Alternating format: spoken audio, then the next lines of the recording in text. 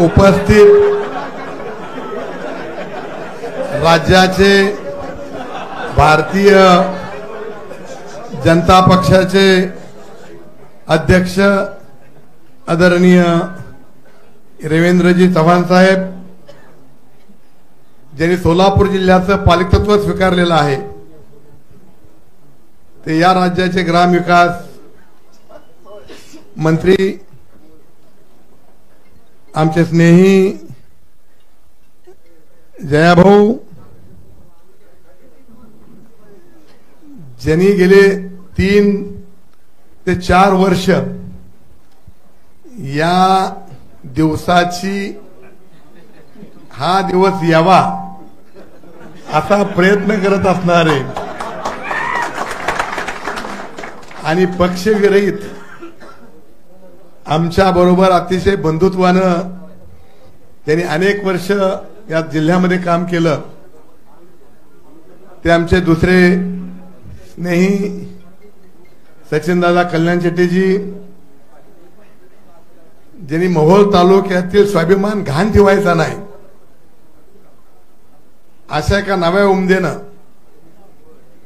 मोहोळ तालुक्याचं नेतृत्व करीत असताना मोहोळ तालुक्याचा स्वाभिमान घाण ठेवला जाणार नाहीची खबरदारी घ्यायची म्हणून आज इथं भारतीय जनता पक्षामध्ये आपल्या समेत प्रवेश करत असणारे आपले सगळ्यांचे लाडके आमदार आमचे मित्र यशवंत तात्या माने,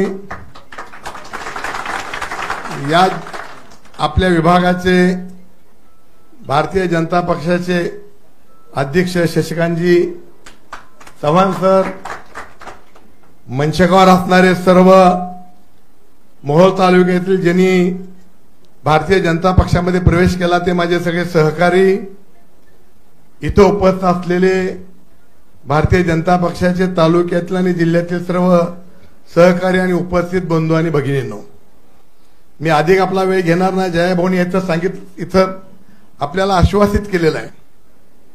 मी त्यांना एवढंच आश्वासित करतो, त्यांना आणि अध्यक्ष साहेबांना, की आम्ही निष्ठेनं राहणारी माणसं आहोत. आम्ही सत्तेसाठी संधी साधून राज करणारा आमचा वारसा नाही, आमचा विचार नाही, तशा प्रकारची आमची राजकीय वाटचाल नाहीये. आणि म्हणून मी गेली 40 वर्ष त्या पक्षामध्ये प्रामाणिकपणे राहिलो, कुठल्याही सत्तेची अपेक्षा न करता राहिलो.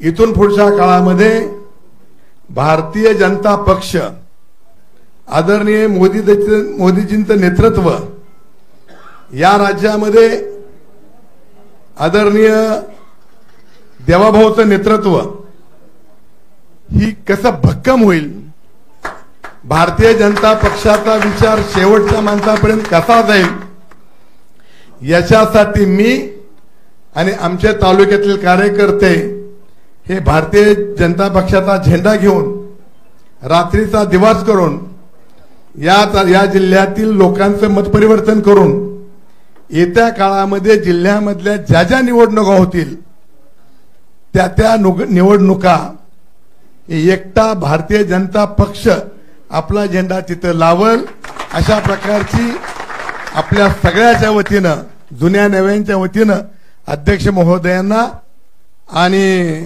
आमच्या जयाभाऊने तर आश्वासित करतो. आणि एवढंच सांगतो की आम्ही पक्ष बदलणारी माणसं नाहीये.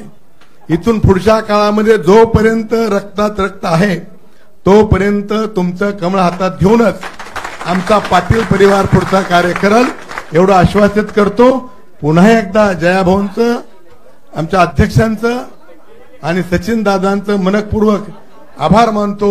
आपण सगळेजण आलात, आपल्या सगळ्यांचं मी मनपूर्वक आभार मानतो आणि माझे 2 शब्द संपवतो. धन्यवाद.